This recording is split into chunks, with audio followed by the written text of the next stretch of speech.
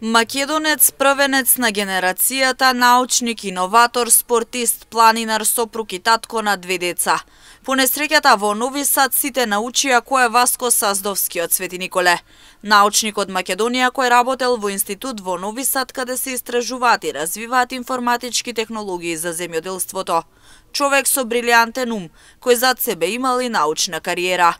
Но и покрај сите негови квалификации, тој работел надвор од границите на државата. Екипата на МН телевизија денеска беше на терен во неговото родно Свети Николе. Граѓаните пред се повозрасните. Вела тоа е само еден во низата граѓани, млад паметен кадар кој заминува на работа надвор од границите на Македонија. Додаваа дека државата треба да води поголема грижа кога се во прашање младите за да може паметните да ги задржи дома, да работат, да создаваат и екзистираат овде. Од 14-15 години деца речем да учат да си бегат, а не на 20 на 30 години.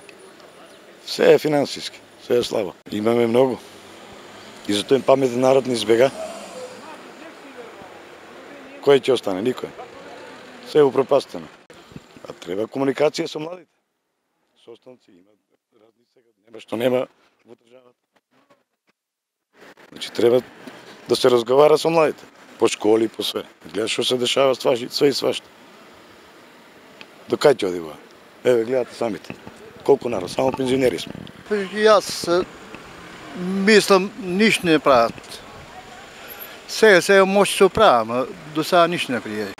Има многу, само бегат по странство натаму. Коти најчесто бегат? Због пари. За живот, нема тука живот. Не лекар и бил кој да оде. Јас да не сум стар, веќе јас идам. Нема работа. Нема живеачка. Па што треба да се преземе? Државата да преземе мерки, за да не бегат младите од тука. Поголема плата, тоа.